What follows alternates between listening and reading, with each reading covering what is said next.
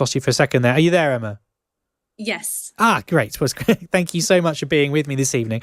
And there are three really interesting stories that I want to ask you from your area this evening.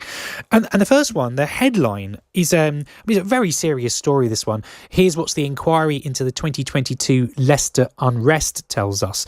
This relates to an inquiry into that unrest that the Hindu and Muslim communities experienced in Leicester. The inquiry's been published. So take us back to what happened, first of all, in Leicester in 2022. Yeah, well, it was a story that made national headlines when it occurred, and again in the last few weeks. There was a series of racial attacks on Hindu and Muslim communities here in Leicester, which actually resulted in faith leaders from both communities coming together to call for peace. So the unrest that unfolded included convoys of cars turning up to places of worship, racially charged attacks on Muslims and Hindus, and even of flags being removed from outside of temples. So the report, which has now been published by the School of Oriental and African Studies and the London School of Economics, has found that no single religious group was responsible for the unrest, although online misinformation acted as an accelerant. So just to take you back, at the time, residents were concerned about their children walking home from school, about going to the shops alone, and particularly for the safety of young men of both faiths. So this report has been a relief for many. Leicester is one of the most culturally diverse cities in the UK, and its diversity attracts thousands of visitors a year to places like the Golden Mile, which is celebrated as a cultural hub. So the report for many reflects an end to a chapter that residents don't want a repeat of. And as you mentioned, and I think listeners will be very unsurprised to hear about the accelerant of social media and misinformation on this.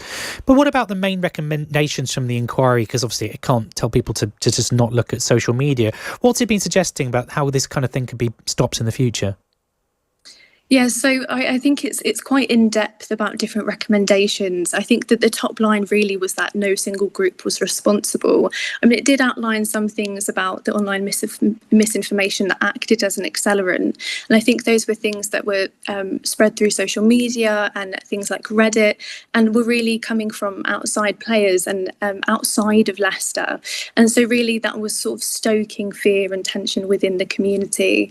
But the report has been quite a relief for a lot of the residents here, and it's just sort of closing a chapter that residents, like I said, don't really want a repeat of.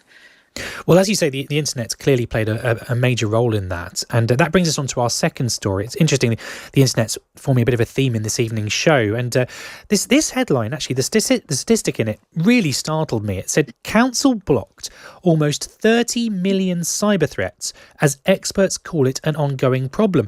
This is about Leicestershire Council blocking nearly 30 million cyber threats in just 2 years, with experts saying protecting public information is an ongoing problem. Well, quite. What infrastructure is being targeted with these cyber threats? Well, I think it's a really interesting story. And I think if any of us feel like we've had a long week, maybe we can spare a thought for Charnwood Borough Council, who've not only had a long week, but a really busy 2 years. That's because the data obtained this week shows that the council has blocked, as you said, nearly 30 million cyber threats since 2024. And it's been described as an ongoing problem. So the authorities say that they are trying to keep up with the evolving landscape that we're living in, but that the threat doesn't stop. And so this is a story that we know quite well, because 2 years ago, Leicester City Council made headlines when it faced a cybersecurity breach. And as a result of that, 25 confidential documents were published online.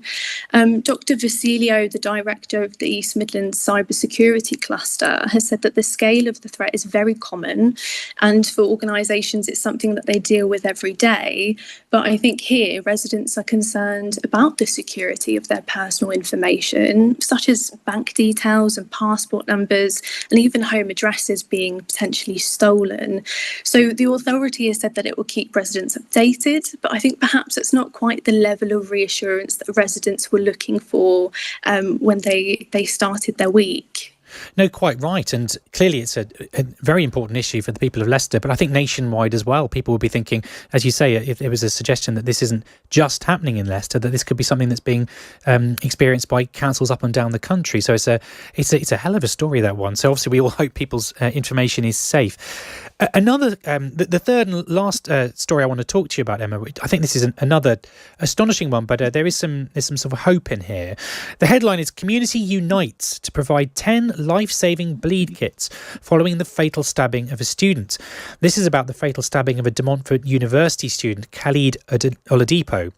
And the community has come together to raise enough money to provide 10 public access emergency bleed control kits across the city centre and university campuses. I'm sure listeners may well remember the tragic story as it happened, but how shocking was this for the community of Leicester? And is there a real noticeable way that everyone's pulled together? It was a real shock for the community. I mean, following the stabbing of Khalid, the communities, as you said, has raised enough money now to install those 10 public access bleed kits across the city. It was a shock. It was initially reported as a major incident on the news, and that's all anyone in the community was aware of. So as you can imagine, university students were waking up and receiving calls from their parents who lived in other parts of the country, asking if they were safe and what that major incident was. So the life-saving kits will be made available across the city centre and on university campuses. And although the kits don't tackle knife crime, they do provide life-saving aid when a major bleed happens. As a former DMU student myself, this was a matter that was quite close to me and to many of us in the community.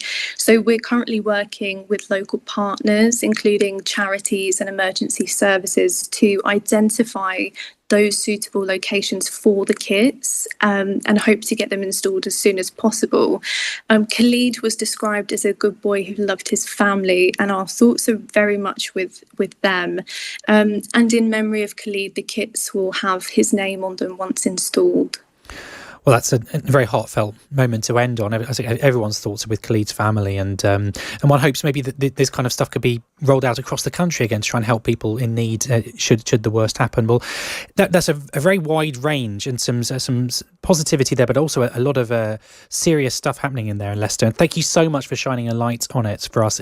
Round our way this week was Emma Guy, editor of Leicester Gazette. I'm Jon Harvey, and this is Friday Night with Jon Harvey. Coming up next, we'll look at consumer